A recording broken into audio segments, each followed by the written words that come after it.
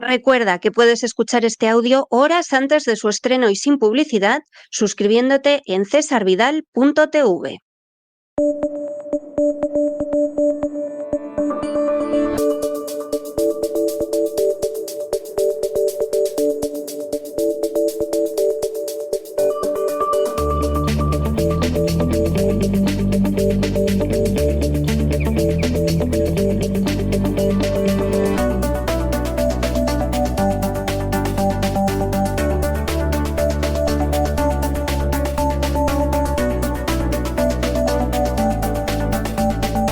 Despegamos con Lorenzo Ramírez.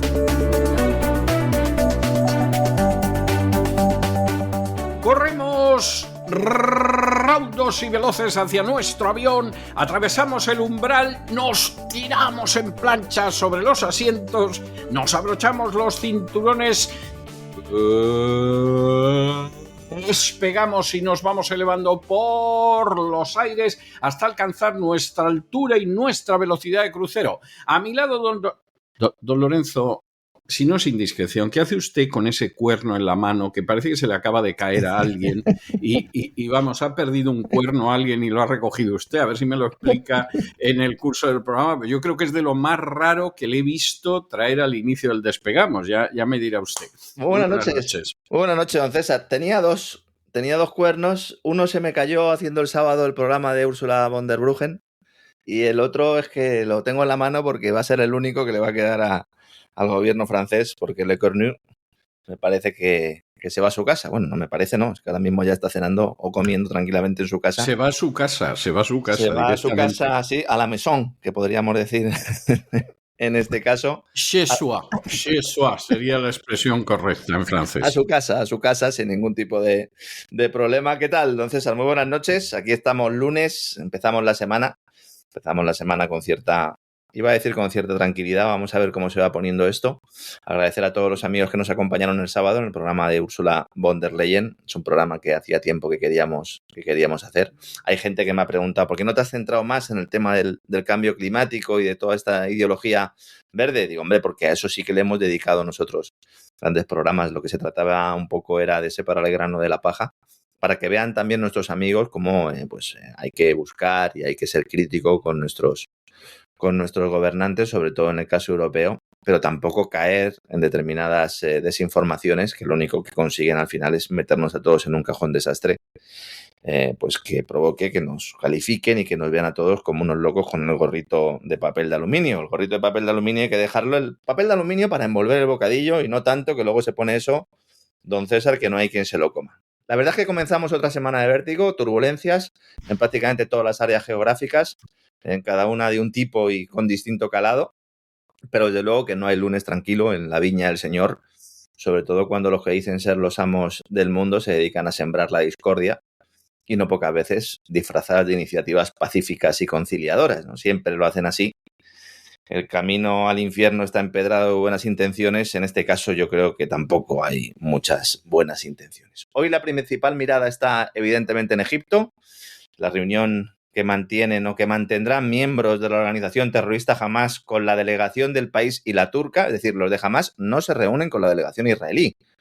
Hay gente que está escribiendo que hay una reunión a tres. No hay una reunión a tres. La delegación israelí nunca se ha reunido, nunca se ha sentado con miembros de la organización terrorista Hamás ni con enviados de la misma.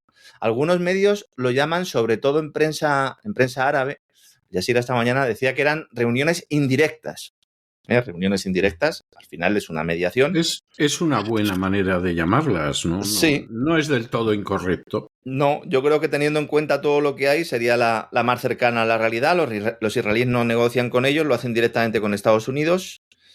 Algunos dirían que no negocian, sino que les dan las órdenes en unas conversaciones a las que además se van a sumar esta misma semana el enviado especial para Oriente Medio, Estados Unidos, Steve Witkoff, y el yerno de Trump, Jared Kushner, que son quienes han elaborado este plan o quienes han reeditado o reelaborado ese plan que lleva ya mucho tiempo sobre la mesa y que es muy parecido a esa supuesta reedición de los acuerdos de Abraham del 2017. ¿no? Y ahí Dígame. Marco Rubio ha pintado menos que el tonto en el sermón, que diría un castizo. O sea, Es que, vamos a ver, hay que tener muy claro, en Estados Unidos esto, vamos, lo conoce todo el mundo, quizás en Europa menos y en España pues aún peor, ¿no? Porque el conocimiento que tenemos de lo que pasa fuera de nuestras fronteras ya es limitado y dentro también, ¿no?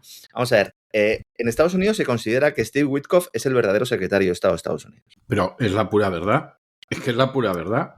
Porque claro, dice, lo tienes enviado especial para Oriente Medio. Alguno dirá, bueno, pero el secretario de Estado norteamericano también tiene otros focos, por ejemplo, el ucraniano. Es que también ha ido Witkoff a solucionar el tema ucraniano o a mantener reuniones, ¿verdad?, con las delegaciones rusas y también con la delegación ucraniana. Entonces, Steve Witkoff es el que está haciendo fundamentalmente ese papel. Steve Witkoff es una persona muy cercana a Donald Trump, es una persona muy cercana al propio yerno de Donald Trump, a Jared Kushner, tienen negocios juntos.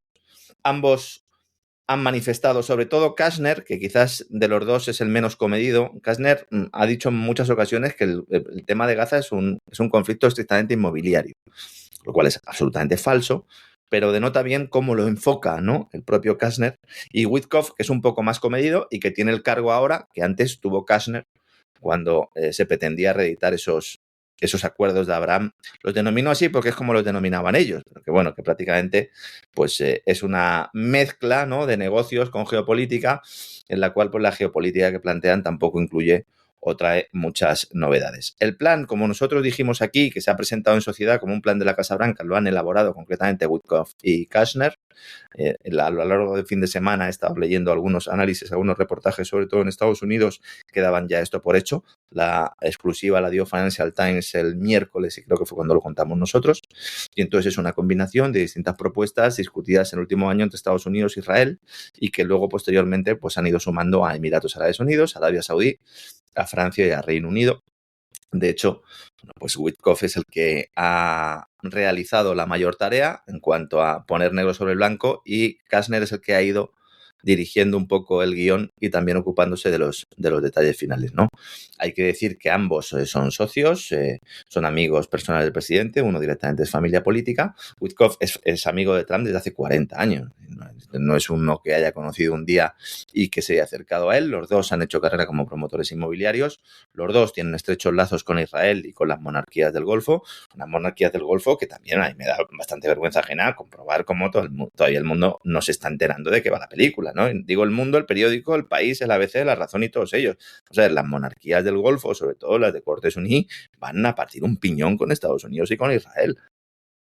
Otra cosa es que los árabes, sobre todo los en Arabia Saudí, juegan también con la baza china, pero vamos, Emiratos Árabes Unidos es una sucursal. Qatar es una sucursal también. Sí, son protectorados. Esto es lo que los romanos llamaban los reyes clientes. Uh-huh. ¿Mm? Sí, sí. Que queda fantástico porque Sí. es la gente que tú tocas en la trompeta y entonces pues aparece por ahí Herodes. Y ya está. O sea, esa es la realidad.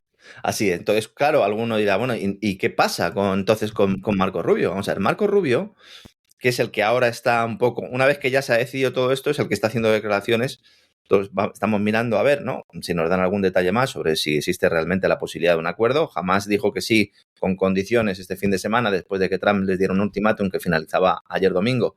Israel, el gobierno, ha dicho que sí, entre otras cosas porque ha elaborado el acuerdo. Bueno, algunos, una porque parte, claro, Smotrich y Ben-Gvir han dicho que ni hablar. Claro, es que Ben-Gvir, si por él fuera, él además lo ha dicho en alguna ocasión, él fusilaría a todos los civiles que tiene en las cárceles sin ningún tipo de proceso judicial. Sí. Este es el tipo responsable del ejército de Israel, ¿no? Para que vean ustedes pues la catadura moral de esta gente. Yo recomiendo una vez más encarecidamente, porque es que, insisto, veo al personal muy despistado, que no nos hagan caso a nosotros, ni se vayan a medios norteamericanos, ni siquiera europeos. Entren en las versiones digitales de los periódicos israelíes en inglés, en habla inglesa, y lean allí un poquito y dense cuenta de qué va todo esto y de cómo se generó mucha polémica, sobre todo a raíz del ataque de Hamás por el apoyo de Netanyahu a Hamás directo e indirecto a través de Qatar, y para que vean también cuál es la catadura moral y cuál es el enfoque también geopolítico, incluso desde un punto de vista social y espiritual de muchos miembros de ese gobierno de Netanyahu, ¿no? Entonces muchos están mirando a Rubio para ver si da algún tipo de clave y ha dicho que no hay un acuerdo cerrado al completo, pero ha insistido en que la negociación tiene que avanzar muy rápido, que es un poco lo que dijo Trump en el día de ayer. ¿Cuál es el problema aquí? Que Marco Rubio no es que solo sea un cero a la izquierda o que vaya a hacer un papel de mera comparsa, es que además en los últimos días se ha revelado como un peón más por su relación con el magnate tecnócrata del que usted hablaba hoy en su editorial y al que dedicamos un gran reseteo hace un par de semanas, Larry Ellison, el gran tipo tecnócrata de Oracle, el oráculo, y también con muy buena relación con la administración Trump. Resulta que Ellison es uno de los principales mecenas del político cubano-estadounidense y una reciente filtración de correos electrónicos pues ha añadido más pruebas a este expediente Ellison Rubio, que ya no es que se trate de que el lobby sionista respalde a Rubio, que sí, sino que Ellison personalmente, que es uno de los que más se va a beneficiar de esta nueva tecnocracia en Gaza, si al menos se llevan los planes como están tipificados, bueno, pues evidentemente también hay intereses aquí pecuniarios y personales al respecto. A principios del año 2015, Ellison mandó un correo electrónico, se han filtrado algunos de estos correos, por si alguien quiere buscarlos en internet puede acceder a ellos, yo aquí se lo voy a resumir un poco. Se comunicó por correo Ellison con un tipo que se llama Ron Prosor, que estaba en aquel momento pues terminando casi su mandato como embajador de Israel ante Naciones Unidas. Bueno, hoy es el embajador de Israel en Alemania, ¿de acuerdo? Bien. En ese momento, Rubio bueno, pues estaba optando, o al menos se presentaba como una opción en la carrera presidencial del Partido Republicano. Estamos hablando del año 2015. Luego, finalmente, pues evidentemente sería Donald Trump quien se llevará el gato al agua. Y los correos electrónicos muestran que en ese momento el diplomático israelí y Ellison acuerdan reunirse y Prosor solicita la opinión de Ellison sobre Rubio como posible candidato para defender los intereses de Israel. Es decir, hablan entre los dos para ver si pueden ascender o colocar a Rubio en un puesto, bueno, pues de alto postín. Ellos hablaban de la candidatura incluso de la presidencia republicana para defender los intereses de Israel. Poco después, Prosor envía a Ellison otro correo electrónico. El título del correo era Discurso de Rubio, en el que pedía al fundador y director técnico de Oracle, a Larry Ellison, que le enviara una copia del discurso de Rubio. Los correos electrónicos no especifican qué discurso, pero hay que decir que Rubio había iniciado su campaña una semana antes con un discurso precisamente en el que criticaba la hostilidad hacia Israel de la administración Obama. Entonces le pide la copia de ese discurso. Días después hablan, concertan una cena, Prosor y Ellison, y entonces le dice Prosor a Ellison, dice, mira, yo me lo he pasado muy bien en esta cena, Ron, estoy deseando de que llegue la próxima vez y ya te contaré cómo va la cena con el senador Rubio. Después se produce la cena con el senador Rubio, le agradece la velada y le pregunta a Ellison a Prosor, ¿cómo ha ido la conversación con Marco Rubio? ¿Pasó tu examen? ¿Tuvisteis la oportunidad de hablar sobre Israel? Unas horas más tarde, Ellison le contesta, hola Ron, la reunión con Marco Rubio fue estupenda, le concerté una cita con Tony Blair. Marco será un gran amigo de Israel. Este es el secretario de Estado de Estados Unidos en estos momentos. Tony Blair es el nuevo zar que quieren colocar en la nueva Palestina tecnocrática. Dicen que en representación de Palestina. Yo no sé si a lo mejor se pone algún pañuelo palestino, no creo. Y Larry Ellison... Claro, ese es el representante de Palestina. Claro. Están aviados los palestinos, ¿no? No sé, dice, no, una administración palestina dirigida por Tony Blair. Digo, bueno, las dos cosas a la vez no pueden ser. Bueno, como en la India. Claro, Había un virrey británico y luego los carteros eran indios. Estamos hablando de que altos políticos israelíes con mando y con responsabilidad, ejerciendo evidentemente de correa de transmisión del gobierno de Israel, utilizan a Larry Ellison, que lo hace además gustosamente, porque él siempre ha dicho que quiere defender los intereses de Israel y miembro de su propia directiva en Oracle también, usted lo ha mencionado en su editorial de hoy. Sí. Y deciden colocar a Marco Rubio en la carrera. Muchas veces nos hemos preguntado, y don César, no sé si de forma maliciosa, pero con cierta ironía, siempre se pregunta, bueno, ¿qué ha hecho Marco Rubio para estar donde está? Pues ya lo sabemos. Claro, ¿qué está es un siervo de los israelíes. Exactamente.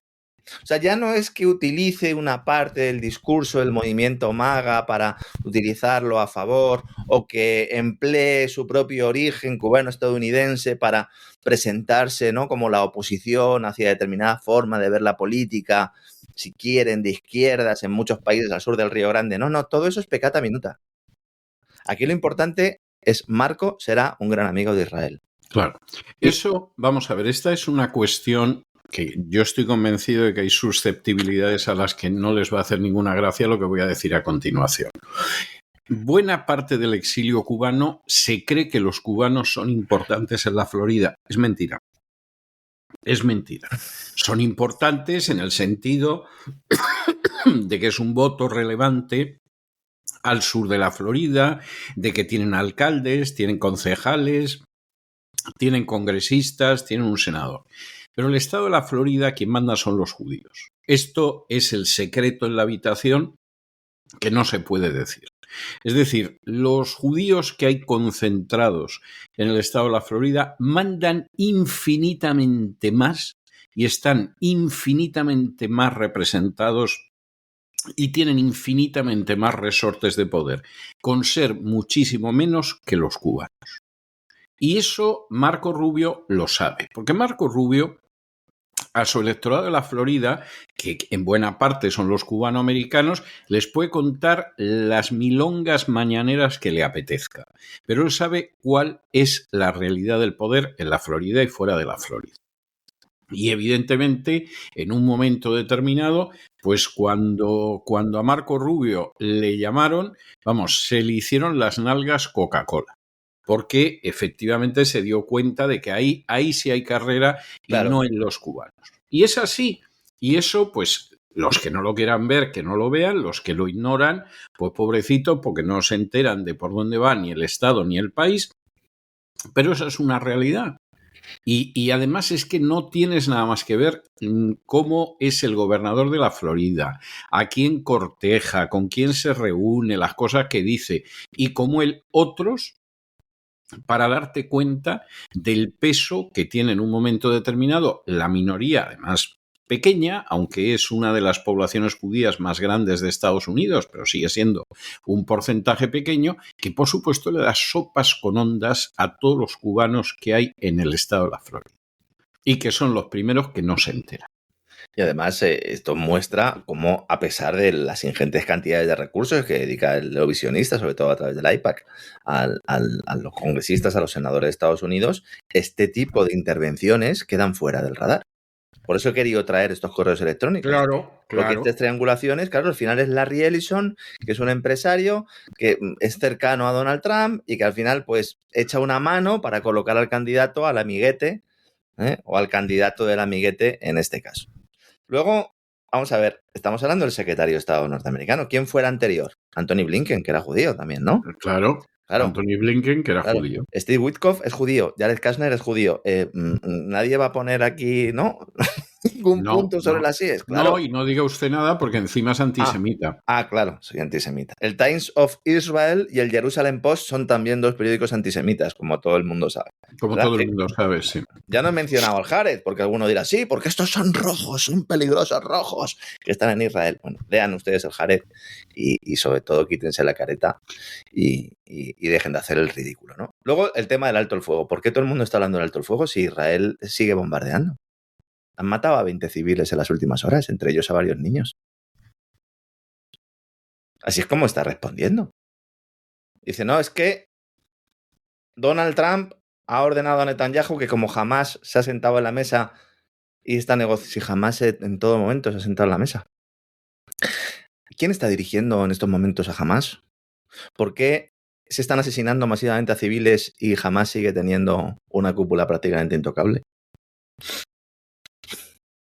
Cuando llama a Netanyahu a Qatar para pedirle perdón por el bombardeo que han pactado ambos para supuestamente atacar a la cúpula de Hamás y se cargan al que llevaba allí el botijo, y el resto de la cúpula de Hamás se marcha tranquilamente a su barrio residencial en el que vivían, mientras los israelíes siguen bombardeando casas de civiles en Palestina. Hay un vídeo que además me he preocupado mucho de buscar su origen, Yo normalmente en las redes sociales, por sistema, nunca retuiteo ni difundo vídeos sobre lo que está pasando en Gaza porque muchas veces no sé hasta qué punto esos vídeos son actuales, no sé si están manipulados. Ha habido por parte de Hamás, sobre todo, un gran trabajo de propaganda en los últimos años, sobre todo antes del atentado del 7 de octubre. También hay documentales al respecto, ¿no? Donde se manipulan algunas imágenes para que parezca que determinadas cosas están sucediendo cuando en realidad no habría que manipular nada porque la barbarie campa a sus anchas por aquellas tierras. Pero hay un vídeo en concreto al que me estoy refiriendo ahora que ha circulado mucho por las redes. Aparece un dron incendiando una tienda de campaña de refugiados. Se ve un dron como está pasando por un campamento de refugiados y entonces en un momento dado baja un poquito y le pega fuego. O sea, no es un accidente. Este ataque es real. Es el ataque de un dron israelí contra una tienda de desplazados en una zona que Israel define como segura, que es la zona de Al-Mawasi, y donde pide a los palestinos que vayan allí a hacinarse. Allí, en esa tienda de campaña, había muchos civiles, entre ellos 2 niños que han muerto en este incendio. Los han quemado vivos. Luego, el bombardeo en la vivienda en la ciudad de Gaza, que se produjo también la noche del sábado al domingo. Y ahora pues tengo los teletipos porque siempre los tengo aquí pendientes en una de las pantallas. Y también se ha producido otro ataque contra un barrio, iba a decir residencial, no, ahí residencial no, contra los chamizos que queden todavía de pie en la franja de Gaza. Esto después de que Trump instara a Israel a poner punto final a estos ataques. Pero es que esto no es nuevo tampoco, si es que ya pasaba antes. Entonces, veremos lo que pasa en estas negociaciones. No es la primera vez que se frustra un alto el fuego. De hecho, insisto, yo creo que nunca se ha producido un alto el fuego por parte de Israel. Por parte de Hamás es hacer de la necesidad de virtud. O sea, Hamás hizo un ataque planificado con un año de antelación que lo sabía todo el mundo prácticamente, tanto en Israel como en la zona de Palestina, como en Estados Unidos, como luego se demostró después de las publicaciones que hizo el New York Times. Luego, posteriormente, pues evidentemente ha habido enfrentamientos. Algún analista español dice que hay 6 países que están atacando a Israel. Bueno, pues yo también les recomendaría que se cambie de gafas, ¿no? Bueno, sí. Claro, no, porque, no sé, igual es al revés. Pero bueno, en todo caso, la primera fase de este acuerdo, o si finalmente siguiera adelante este acuerdo, es entregar los rehenes por parte de Hamás. ¿Qué va a hacer Israel con los miles de civiles que tienen encarcelados? Tiene más de 10.000 civiles encarcelados, sin ningún tipo de garantía judicial. Y luego, claro, y la segunda fase es la más complicada, ya que plantea la gobernanza de Gaza por una autoridad tecnocrática sin presencia de Hamás y que sea dirigida por el británico Tony Blair. Trump ha dicho, lo dijo ayer en la CNN, que si Hamás intentase aferrarse al poder le esperaría la completa aniquilación. De momento lo único que están aniquilando son a civiles, fundamentalmente, como digo. Y bueno, pues finalmente veremos lo que ocurre durante esta semana, porque me temo que no va a haber muchos avances, ¿no? Espero equivocarme. Luego, mientras todo esto sucede en Reino Unido, pues están viendo cómo Tony Blair resurge otra vez y el gobierno de Starmer continúa el desarrollo de su distopía orwelliana, en la que la censura y la persecución al disidente pues están aumentando a una velocidad de vértigo, aprovechando precisamente el genocidio en Gaza. Todos los días la policía está arrestando a personas que protestan por las acciones del gobierno de Israel y sobre todo por el apoyo del gobierno británico, el número 10 de Downing Street, a esas acciones. Apoyo, que no sé, desde la declaración Balfour hasta nuestros días y si me apuran también antes, ¿no? Es decir, esto tampoco es algo nuevo. El problema es que ahora están deteniendo a la gente y estas detenciones van a incrementarse después de que la ministra de Interior del Ejecutivo de Starmer haya anunciado un nuevo decreto para otorgar más poderes a las fuerzas policiales, pues con vistas, evidentemente, a tapar y a contrarrestar todas estas protestas. En una entrevista concedida a la cadena pública BBC, esta señora se llama Shabana Mahmood. Es musulmana, hija de inmigrantes pakistaníes, don César. Y creció en Arabia Saudí. Esta es la ministra de Interior de Reino Unido. Alguno dirá, bueno, pues entonces tendrá algo de manga ancha. Todo lo contrario. Está anunciado que la reforma legislativa se va a llevar a cabo y ha dicho una frase en la BBC, en la cadena pública, que a mí me ha dejado helado por la capacidad que tiene esta gente ya de ir a calzón quitado. Fíjese la frase. El hecho de que tengas libertad no significa que tengas que usarla a cada momento del día. Tienes libertad, pero la vas a usar cuando te diga yo. está muy bien, eso, ¿no? Es un concepto de libertad, no sé, no sé si está tipificado en algún sitio, pero desde luego es tremendo que esta señora pues haga este tipo de declaraciones y sobre todo pues que no espere que haya una contestación popular al respecto, ¿no? Esta señora que ya ocupó el cargo de Secretaría de Estado para la Justicia en julio del 2024 y que, bueno, pues es militante del Partido Laborista del gobierno de Starmer.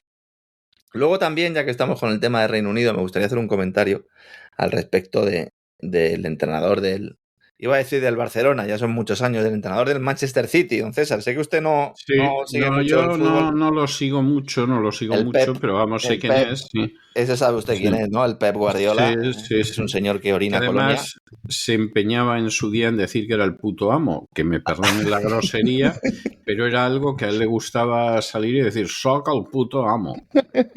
O sea, eso lo recuerdo yo, vamos. Sí. Se sabe que yo no sigo el fútbol, pero vamos, de esto me acuerdo perfectamente, ¿no? Sí, un tipo que, como decía antes, que orina colonia, ¿no? Este hombre es así, entrenador de Barcelona durante mucho tiempo y que pues lo contrató el Manchester City, equipo inglés. Entonces, ¿por qué hago referencia a Pep Guardiola? Él ha publicado un tuit en las redes sociales que también nos sirve para ver hasta qué punto pues, el personal está completamente lobotomizado, ¿no? Él dice, en relación a esto, poniéndose un poco del lado de los palestinos, pidiendo el final del genocidio, dice, solo la sociedad civil organizada puede salvar vidas y presionar a los gobiernos, así que por favor manifiéstense en Barcelona, eso sí, para exigir el final del genocidio. Inundaremos las calles, es lo que ha dicho él, ¿no? Yo le pediría al señor Guardiola, yo entiendo que él lo sabe, ¿no? Pero que alguien se lo explique, por lo menos para que se ponga un poco colorado. A ver, los dueños del Manchester City, del equipo en el que él trabaja, son los jeques de Emiratos Árabes Unidos, que como he explicado antes y llevo contando con pelos y señales desde hace ya muchos años, sobre todo los sábados en el Gran Reseteo, son colaboradores necesarios del tándem sionismo-Estados Unidos. Y también del fondo de inversión Silver Lake. Fondo de inversión Silver Lake son los amigos de Ellison en Oracle, los que ayudaron a Elon Musk a comprar Twitter y los que están detrás de todos los araos financieros últimamente, también con relaciones con el yerno sionista de Trump. Yo no sé si sionista, pero pues con el yerno de Trump que bebe los vientos también por los israelíes. Todos estos le pagan al Pep, le pagan casi 30 millones de euros al año. Entonces, lo de la sociedad civil organizada está muy bien, Pep, pero a ti te están pagando con dinero que surge de monarquías y de jeques petroleros que están haciendo el caldo gordo y que están participando en todo este proceso. En algunos casos, ayudando incluso a evadir parte del dinero negro. Yo sé que a ti seguro que te lo pagan todo en blanco, Pep. O en azul, como la camiseta del Manchester City. Pero desde que en el año 2008 compró el equipo el jeque Mansour bin Zayed Al Nahyan, miembro de la familia real emiratí y vicepresidente de Abu Dhabi, el club te fichó a ti y ha desembolsado más de 2.000 millones de euros en fichajes. Y el City pasó de ser un equipo modesto de Inglaterra, muy modesto, a tener a su alcance a todos los jugadores del planeta. De hecho, es uno de los equipos con mejor plantilla. Y en esta estrategia había un hombre por encima. El puto amo, ¿no? ¿Qué diría él? Su entrenador Pep Guardiola. Este tipo de personajes son, ¿no? Esto es como cuando salen los Bardem, ¿no? A defender al pueblo palestino y tal, ¿no? Y luego le ves y dices, oye, pero si tú tienes relaciones con el mundo sionista, vas a un hospital sionista, guardas tu dinero en la misma... La gente del cine, yo no creo sinceramente que sean palestinos, se lo digo. Claro. O sea, yo no creo que Bardem encuentre en Hollywood a mucho palestino. No. Y luego, claro, si se fija, don César, siempre suelen hacer esto cuando es un medio español el que les pregunta. Normalmente, si es un medio norteamericano, en el caso de Guardiola un medio inglés, intenta eludir la cuestión. Ahora, si es un español, como sabe que ahí la mandanga se la van a vender y se la van a meter al personal, pues eso, en un saco, como a los caballos cuando se les da de comer, pues dice, no, y quedó fenomenal. Así que, Pep, ya sabes, cada vez que vayas a gastarte algo de dinerito, o cada vez que vayas a hacer alguna inversión inmobiliaria y lo consultes con el jeque, que sepas que está siendo también cómplice de todo esto. Y luego el tema de Francia, que tengo aquí el cuerno al lado. A ver, le cornu no es el cornudo en francés, ¿vale? No. Lo tengo que decir. Yo entiendo que a alguno pues, le pueda parecer, ¿no? es un apellido relativamente gracioso, Lecornu, madre mía, ¿no? Bueno, gracioso en español, claro, en francés no. Sí, gracioso para él tampoco, en su caso, ¿no? Sí, Sería sí. para la gente que tiene alrededor. Vamos a ver. Este hombre ha durado básicamente menos que la lechuga Liz Truss en Reino Unido, en un proceso muy distinto al que experimentó la británica, la cual fue apeada al gobierno por los amigos de Goldman Sachs, de Rishi Sunak, que muchas veces no me acuerdo del nombre de aquel personaje, ¿verdad? De Goldman Sachs, y que también, pues, en su caso, millonario por parte política, por parte de su familia política, él mismo también, y de origen indio. Vamos a ver, ¿qué ha pasado en Francia?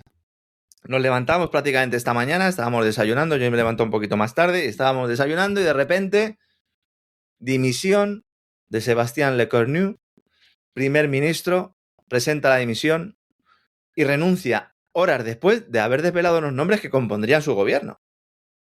Sí, es fantástico. Recordamos el cuaderno azul de José María Aznar. Recordemos, ¿no? Cuando decía que tenía el cuaderno azul y que iba a ver a quién ponía en cada sitio. Aquel cuaderno azul cuya mayor incógnita era quién iba a ocupar el primer lugar, si Rodrigo Rato o Mariano Rajoy. Qué elección, ¿eh? Qué elección. No me extraña que tardara tanto en decidirse, No, a mí tampoco, no me sorprende. Tenía uno con un entramado societario que le obligó incluso a irse del Fondo Monetario Internacional, que te echen del Fondo Monetario Internacional. No se fue por eso, ¿eh? No le puedo decir qué fue lo que llevó a los del Fondo Monetario Internacional a echar a Rodrigo Rato. Yo estaba hablando de la oficial, de la razón oficial. Pues la oficiosa ya puede ser eso. Claro. No, la oficiosa se la puedo yo asegurar. O sea, lo que pasa es que se lo diré. ¿Y tenía algo que ver con el apellido del primer ministro que ha salido ahora? No tenía que ver con eso. Tenía que ver con otras cosas. Cosillas, pero... ¿no? Cosillas. Bueno, para que te echen del Fondo Monetario Internacional ya la tienes que haber liado, ¿eh? Bueno, es que era muy descarado. A otro lo echaron cuando convenía echarlo. ¿Usted recuerda a Dominique Strauss-Kahn?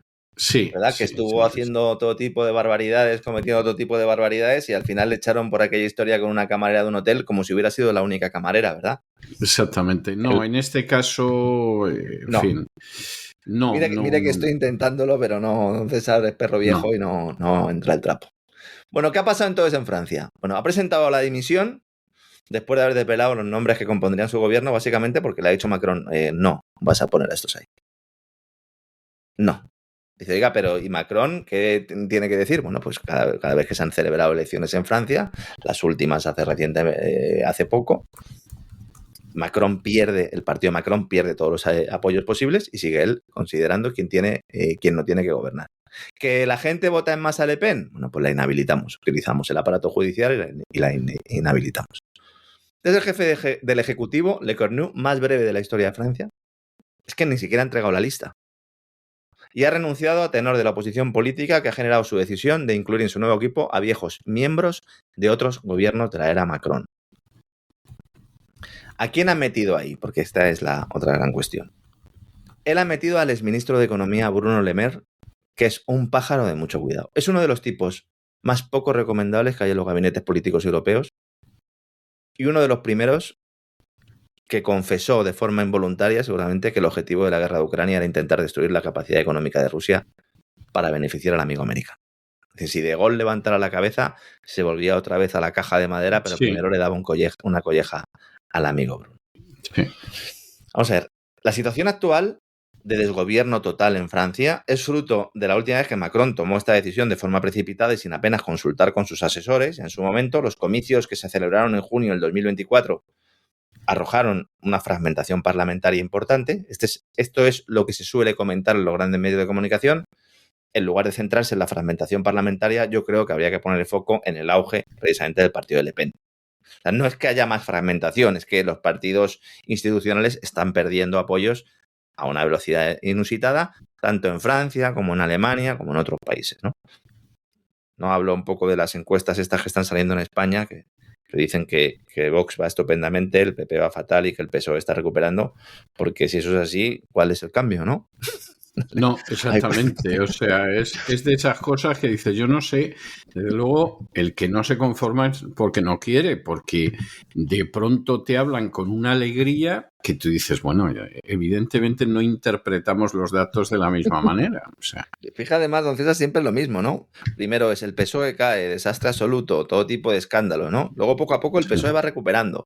sí. El PP pierde votos y Vox los gana, pero no es suficiente para poder formar gobierno. Esta película la hemos visto ya. Mucho, La hemos mucho, visto mucho. y la vamos a seguir viendo. Y además, porque incluso, aun suponiendo que sea cierta, que yo personalmente soy bastante escéptico, el Partido Popular tendría que aceptar formar un gobierno de coalición con Vox. Y yo eso sinceramente no lo veo. Que hay gente que le gustaría, y además empezando por los votantes, yo no tengo ninguna duda, pero yo eso no lo veo. Es que para eso tendría que renunciar a ser el partido que es el Partido Popular en sí. No Sí. determinadas cuestiones, sino en esencia a lo que es la versión azul del PSOE en su vertiente globalista, bipartidismo, sistema bipartidista, que como digo, está fracasando porque no tiene ningún tipo de apoyo popular. La gente ya no vota a esta gente. No le vota.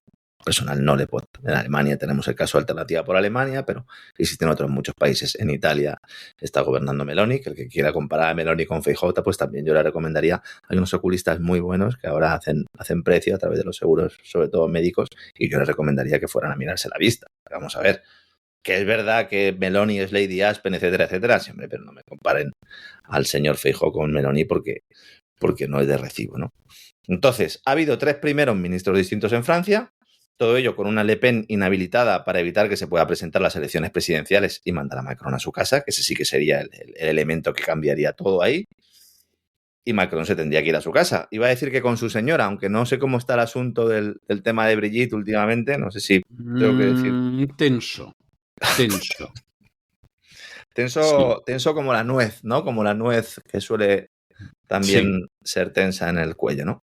Bueno, como consecuencia de esta crisis institucional, esta mañana, pues ya había mucha marejada, porque claro, las finanzas públicas francesas en estos momentos son las que están en peor situación de toda la eurozona.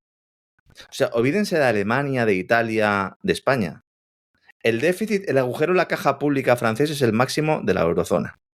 La rentabilidad de la deuda pública, los intereses, están en niveles máximos de los últimos 9 meses. No tienen presupuesto para 2026 y ya no tienen ni siquiera primer ministro. Desde el 10 de septiembre, Le Cornu dijo que iba a hacer unos presupuestos, no va a haber presupuesto. Las agencias de calificación, que son las que están ayudando a Pedro Sánchez a salvar la papeleta, porque Sánchez tampoco tiene presupuestos, pero tiene a los amigos cerquita, han golpeado hasta en 2 ocasiones al vecino galo. Es decir, Francia es el enfermo de Europa, más que Alemania, a pesar de que la crisis energética de los últimos años le ha afectado poco y de hecho ha sacado tajada exportando electricidad a Francia y limitando las conexiones con España. Está en una situación de ventaja. Hablando de electricidad, también en noticia, ya se ha publicado la parte magra del informe elaborado por la Asociación de Reguladores Eléctricos Europeos y 45 analistas de operadores de red sobre el tema del apagón español el 28 de abril y cuya responsabilidad, sobre todo en España, se está dirigiendo exclusivamente al operador de la red, a la red eléctrica, empresa pública presidida por la política del PSOE, Beatriz Corredor, que iba a decir que sabe poco del sector. No, ella de enchufes sabe bastante y no dimite, aunque es la única culpable, culpable del desaguisado. ¿Por qué digo esto? Se está centrando mucho el foco, sobre todo en medios que critican al gobierno, en esta trinchera permanente, dicen la culpa la tiene el PSOE, la culpa la tiene Corredor, la culpa la tiene Red Eléctrica. Y medios de teórica izquierda, progresistas, en lugar de centrar el foco en las compañías eléctricas, están callados como ramonetas. ¿Por qué? Porque les meten publicidad estas grandes eléctricas y son las que sostienen esos grandes medios de comunicación. Grandes y pequeños. Entonces, no hay nadie que esté denunciando el papel de las empresas de generación eléctrica. En Portugal, este informe ha aparecido en prensa y ahí sí que se ha destacado el papel de culpabilidad, de responsabilidad de las empresas de generación eléctrica.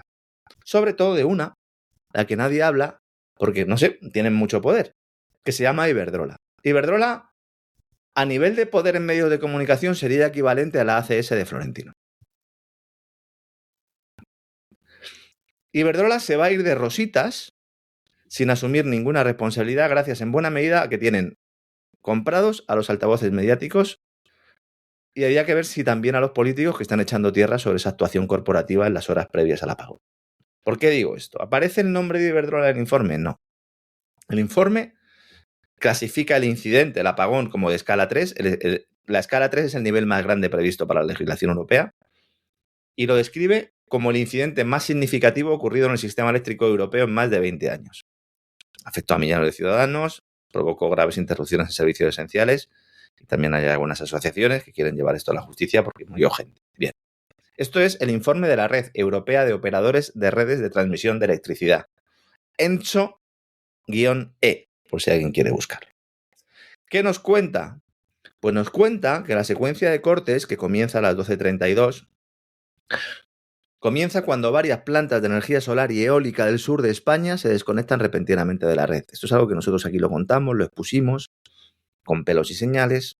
Al día siguiente del apagón, prácticamente, estuvimos contando esto. Aquí expusimos que la clave estuvo en la decisión política de intentar lograr un récord de generación renovable sin tener en cuenta las dificultades de un sistema que ya había dado la voz de alarma una semana antes. Pero claro, ¿por qué nadie habla de esa secuencia de cortes de plantas de energía solar y eólica del sur de España? ¿Saben ustedes dónde está la mayor planta de energía fotovoltaica española? En Extremadura. ¿Y saben ustedes quién la gestiona? Iberdrola. Muy bien. Estupendo. Bien. Y además, una planta que, bueno, pues ha estado en tela de juicio. El documental Vidas y Renovables expone muy bien pues cómo se saltaron determinados elementos bueno, pues de derecho básico para poder conseguir esas instalaciones. Entonces, ha habido incumplimientos de control de tensión de lo que deben prestar las generadoras. Han existido. Y desde al menos las 9 de la mañana de ese 28 de abril había una discrepancia entre la demanda, entre la oferta esperada para la generación y la que realmente existía. Es decir, había menos oferta eléctrica de la que estaba estipulado que tenía que haber. Dice, bueno, ¿y esto pudo ser consecuencia del mercado ibérico porque hubo un problema en las estimaciones y algún error puntual o porque hubo más demanda y por lo tanto la oferta? No, señores, porque en Portugal las plantas se ciñeron a lo esperado. Me he tenido que ir a ver el informe en Portugal y en portugués, porque aquí apagón informativo. Por cierto, la regulación vigente del control de tensión en España, la que determina cuáles son las características, cuáles son, bueno, pues son los elementos, las variables que hay que tener en cuenta para garantizar el control de tensión en España, para que no haya un apagón, es de marzo del año 2000, cuando las renovables eran testimoniales. Esto es competencia de la Comisión Nacional de los Mercados y la Competencia. Aquí es donde estaba de responsable de energía el marido de la ministra Teresa Rivera, hoy vicepresidenta de la Comisión Europea. Y una de las responsables de esto, que esta sí que se ha ido de rositas. Así que fíjense cómo está el material.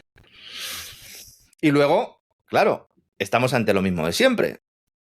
Hay que electrificarlo todo, lo decíamos la semana pasada. Esa ofensiva por electrificarlo todo, oiga, vamos a solucionar primero el control de tensión, vamos a solucionar primero todo lo que tiene que ver con la red de distribución y luego los propios fabricantes de coches, porque claro, la gran esperanza es que todo el mundo tenga un coche eléctrico y por lo tanto haya una demanda constante de energía eléctrica que pueda permitir que buena parte de esa energía renovable no se vierta al sistema sin ser aprovechada, ¿no? Vamos a ver, en estos momentos Porsche, Mercedes, Ford, Stellantis y General Motors están dando marcha atrás en cascada a sus planes de electrificación del parque móvil. En cascada. ¿Es que no crece el vehículo eléctrico? Crece, pero no al ritmo esperado, y los grandes fabricantes están alargando la vida de los modelos de combustión.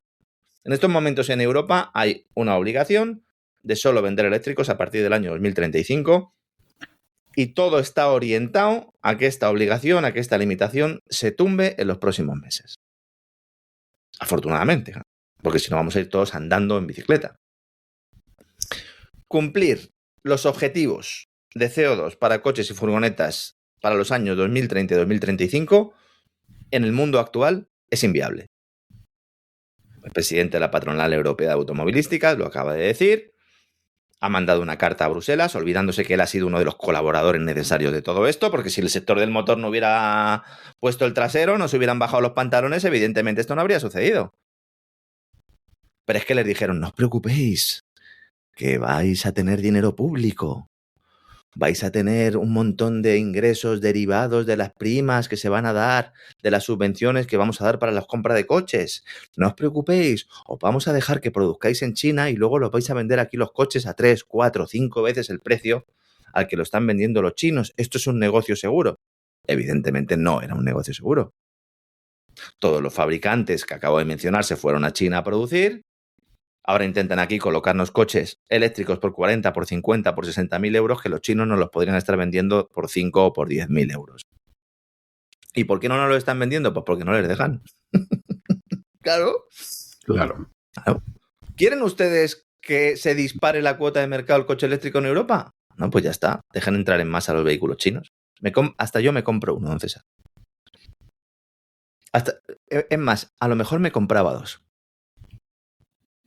Ya puestos, sí. En estos momentos, ¿cuál es la cuota de mercado? Pues mucha gente me pregunta. Porque claro, no es lo mismo decir, no, es que se han vendido un 100% más de coches eléctricos. Dice, ya, bueno, es que este mes se han vendido 4 y el mes pasado se vendieron 2. No se fijen nunca en esas estadísticas. ¿Cuál es la cuota de mercado del coche eléctrico en Europa? En Europa no llega al 20%. A pesar de las ayudas, la propaganda, la demonización de los coches de combustión. Sería mayor, insisto, si se eliminaran esas restricciones a la compra de vehículos chinos. ¿Qué pasa en España? A ver, en España la cuota es del 5%. Claro, si nos fijamos en las ventas, solo 1 de cada 5 coches que se venden al mes son eléctricos. Pero claro, aquí ya tendríamos una cuota del 20%. Cuidado con las trampas, ¿eh? Una cosa es que el 20% de los coches que se vendan sean eléctricos y otra que la cuota total de coches eléctricos en el parque sea del 20%, que es falso, insisto, es del 5%. Estoy siendo bueno, incluso, podría ser menos. Si metemos los híbridos, las cifras evidentemente bailan. Pero esto al final demuestra que las previsiones que nos presentaron en su momento de crecimiento estaban infladas. Y menos mal. Menos mal. ¿Ustedes se imaginan si hubiera una cuota de coches eléctricos del 70, del 80%, el precio de la electricidad que tendríamos, los problemas de suministro eléctrico que tendríamos? Si hemos tenido un apagón. Hace relativamente nada. Así que cuidado con la propaganda respecto a esto, porque esto se va a derrumbar por su propio peso. Ya no hicimos un programa especial sobre esto, contando y explicando la necesidad de recursos que tienen los coches eléctricos, ¿no? Determinados minerales, determinados materiales, son todo menos sostenibles. Ya no voy a eso, que podríamos también analizar. Si tenemos problemas de suministro eléctrico, no podemos incrementar el parque móvil. Porque además no estamos hablando de un elemento que pueda ser de lujo, aunque poco a poco cada vez lo sea más. Es que hay gente que necesita el coche para trabajar, para llevar a los niños al colegio, etcétera, etcétera. La decía Teresa Rivera, es que nunca me olvidaré, ¿no? En la época del COVID, que ella, una de las mejores mañanas que pasó fue cuando salió a la ventana y vio que todo el mundo iba andando en bicicleta. Claro, porque habéis prohibido que cogiéramos el coche. Claro. Si ese es tu sueño húmedo, en este caso además, por lo que dijo, estaba en ropa interior al lado de la ventana. No sé si habría algún store o algo, pero espero que sí, por el bien de los vecinos. Y ya vamos acabando. Quiero también hablar un poquito de Asia, un poquito de China. Perdón. Y también de Japón. Tranquilo, no me he envenenado nadie con polonio 210, ¿era? Esperemos. ¿Era polonio 210 esto? Ya no me acuerdo. Bueno, China. China ahora mismo está presionando a Trump para que reduzca algunas restricciones en el ámbito de la seguridad nacional estadounidense a inversiones chinas. Mientras se nos está presentando ahora el tema de Gaza, Ucrania también un poco en segundo plano, se habla poco de China porque está negociando la Casa Blanca con el gobierno Xi Jinping. Pekín ha prometido un importante... O sea, Xi Jinping es partidario del libre mercado.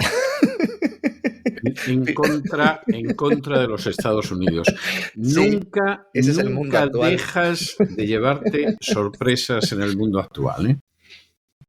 De hecho, lo que le ha dicho Xi Jinping a Donald Trump, la delegación china, la estadounidense, para que nos entendamos, le han dicho, mirad, nosotros no vamos a entrar en esta guerra arancelaria. ¿Vosotros qué queréis? ¿Que hagamos inversiones en Estados Unidos? Mira, nosotros ya las íbamos a hacer igual. Entonces, vamos a plantear una cosa. Nosotros anunciamos las inversiones en Estados Unidos, vosotros os ponéis la medalla diciendo que nos habéis forzado a hacer esas inversiones. Claro. Y además, pues nos quitáis determinadas restricciones en el ámbito comercial. Está hablando de $1 billón. La magnitud actual no está clara, pero la propuesta también incluiría la reducción de aranceles a los insumos fabricados en China para la fábrica de Estados Unidos, evidentemente, porque esto es un win-win. La fábrica de Estados Unidos necesitan esos insumos chinos y las conversaciones también están revelando, esto solo se está informando en algunos documentos internos de banca de inversión, por eso se lo estoy explicando aquí de una forma un poco críptica, ya iremos dando más noticias, porque las conversaciones muestran que Pekín está combinando también incentivos financieros con demandas de normativas más flexibles, pero todavía no hay un acuerdo definitivo. No descartemos también que Trump, en un momento dado, cuando lo toque, cuando los tiempos sean los adecuados, pueda colgarse la medalla de un acuerdo con China y que nos lo vendan como una imposición cuando, como digo, es una negociación. Y hablando de Asia, hablando de China, también toca hablar de Japón, que es noticia, y con esto terminamos hoy. Sanae Takaichi, exministra del Interior, ha resultado ganadora este fin de semana en las elecciones primarias del Partido Liberal Democrático, que es la formación que gobierna el país. Recordemos que el primer ministro firmó con Trump el acuerdo arancelario y al día siguiente se fue a su casa también. Dijo, madre mía, lo que me han obligado aquí a firmar, me voy a mí. Exactamente. Hay que poner a otro que se lo crea, que esté a favor, que vaya a defender los intereses norteamericanos por encima de los nipones, y han escogido a Sanae Takaichi, que es la primera mujer en asumir la presidencia del partido, previsiblemente la próxima jefa de gobierno japonés, a la espera de que sea ratificada por el Parlamento. No va a haber nuevas elecciones, al haber dimitido el otro, pues ahora se va al Parlamento. Esta señora es una presentadora de telediarios que se metió a política y que se declara admiradora de Margaret Thatcher. El protectorado continúa, ¿no? Podríamos decir. Exactamente, el protectorado continúa. Esta señora ha tenido cargos ministeriales, la cartera de Interior, la cartera de Seguridad Económica, la cartera de Secretaría de Estado, el equivalente para Economía, Comercio e Industria. Y esta señora lo que defiende fundamentalmente es partidaria de seguir aumentando el endeudamiento y ya ha presionado al Banco Central en muchas ocasiones para que deje de subir los tipos de interés, diciendo que subir los tipos de interés, cito textualmente, es una estupidez. El problema de Japón es que tras muchos años de una política monetaria basada fundamentalmente en la creación de liquidez pues casi eterna y permanente, no tenía un componente inflacionario y de un tiempo a esta parte lo ha empezado a tener. Las familias niponas empiezan ya a ver cómo su poder adquisitivo se reduce y el Banco Central se ha visto la necesidad de subir los tipos de interés, pero muy poquito. Estamos hablando de que los han subido muy poquito. Y aún así ya la economía se está resintiendo. Aquí hemos definido en más de un programa que este es el gran Godzilla que amenaza a la economía occidental, porque los bancos japoneses están hasta las trancas de deuda, no solo nipona, sino también estadounidense, y porque Japón es el principal acreedor externo de Estados Unidos.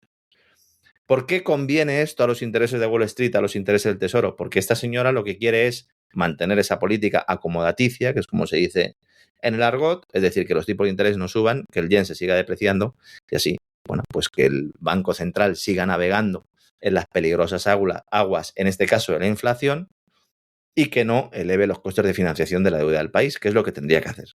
Y que es lo que está haciendo en estos momentos. Entonces, ese miedo, esa pesadilla que quitaba el sueño al secretario del Tesoro de Estados Unidos, a Scott Bessent, y que previamente se la quitaba a Janet Yellen, parece desaparecer. Porque los rendimientos del bono japonés, que se habían disparado hasta niveles no vistos desde el año 2004, precisamente por esa política del Banco Central de ir poco a poco teniendo en cuenta un poco más la inflación y subiendo tipos de interés, pues todo eso ahora se está empezando a descontar que no se va a producir. Con lo cual, eliminas cierto riesgo de quiebra de la banca nipona ¿a costa de qué? A costa de que los japoneses paguen la fiesta, paguen el pato. Mediante una reducción de su poder adquisitivo, mediante una inflación que puede convertirse en endémica. Si tú tienes un país que, a pesar de ser una economía productiva, y lo ha sido durante mucho tiempo, ¿no? Menos mal, porque si no, Japón, ¿dónde estaría? Tienes un país con una inflación que va a empezar a subir, con una política de tipo de interés que va a fomentar esa inflación, pues vas a tener una bomba inflacionaria ahí para intentar desactivar la bomba bancaria. Pero a cambio, pues te quitas un problema, el problema que tenían la Reserva Federal y el Tesoro de Estados Unidos, porque, insisto, el primer acreedor del país norteamericano no es China, sino Japón, y además Japón es el actor clave en el sistema de carry trade global basado en el uso del yen para pedir prestado a bajos intereses para destinar el dinero a comprar activos financieros en Estados Unidos. ¿Qué activos financieros? Fundamentalmente deuda pública y acciones de Wall Street. Muy bien. Bien. Muy bien. Así que, bueno, pues esta señora Takaichi Yo no sé si acabará sus días en Estados Unidos o no, pero va a ser una mujer, que esto teniendo en cuenta la cultura japonesa, pues ya es noticia, y además una mujer que va a servir los intereses del Imperio Anglo. Así que ese es el cambio en el gobierno nipón. Sí, efectivamente. Sí. No sé, cuando luego se conmemoren bombardeos, ¿no? Hiroshima, Nagasaki y tal, pues nos dirán que fueron los rusos o que fueron los chinos, ¿no? Como lo ha dicho Kaja Kallas, ¿no? Claro. Que la bomba atómica fue Rusia, sí. Fue Rusia, en realidad. Ese es algo... Dieron el cambiazo en el último momento, ¿no? Dieron el cambiazo en el último momento. Sí, luego tardaron ellos en conseguirlo una década, pero de momento ya hacían pruebas en el Japón. Y de aquella manera, porque la consiguieron una década, pero de aquella manera. La verdad es que es tremendo la capacidad del personal para eludir cuestiones tan evidentes, ¿no? ¿Quién es el país que ha bombardeado, ¿no?, con armamento nuclear de forma masiva a otros países que además se consideran sus aliados, sus amigos, ¿no? Bueno, pues hay uno solo, don César. No hay muchos, sí, hay uno solo. No, hay uno solo. Esa es la realidad. No es como en otros casos que hay competencia, ¿no? Y está por ver luego lo que pasa. En fin, no se me vaya muy lejos, don Lorenzo, que hoy reconquistamos Toledo. Usted y yo. Además, pero a pecho descubierto, a lo macho. O sea, hoy vamos a arrancarlo de las garras, ¿no? Del Islam. Sí, hoy vamos a la reconquista de Toledo. Bueno, vamos a ver al Cid, que estuvo unos años por ahí totalmente relegado, porque, entre otras cosas, lo eclipsó Alfonso VI. Luego ya apuntaremos en el capítulo de hoy cómo ese eclipse acabó desapareciendo porque la cosa se puso muy mal y al final, como siempre que la cosa se pone muy mal, pues tienen que acabar llamando a los que tienen por lo menos un cierto viso de que la van a solucionar. Por si alguien solo escucha el Despegamos, primero muy mal, echarle la bronca, y no saben de lo que estamos hablando, es que todos los lunes hacemos un viaje por la historia. Lo hace don César Vidal, yo le acompaño de escudero y estamos dedicando unos cuantos programas a una serie que estamos dedicando a Cid, a Rodrigo Díaz de Vivar, figura que debería ser más conocida y sobre la que hay mucho mito. La semana pasada estuvimos sobre todo destacando, ¿no? Todo ese mito en torno a su papel de mercenario, que no era tal. Sí, que no y era hoy tal. Pues continuamos aprendiendo. Nada, le espero en un momentito. Cojo un poquito de agua, cojo la espada. Hace usted muy bien. Y me preparo. No se le olvide el Voy a yelmo, ensillar porque el caballo. siempre pueden venir pedradas y Sí, vamos a ese lo llevo puesto de serie, don César. Me voy a llevar el cuerno también, por si acaso. Muy bien, me parece estupendo. Me parece muy bien, sí. Ya se sabe que cuando el cuerno suena, agua lleva. Hasta ahora, don César. Hasta ahora, don Lorenzo.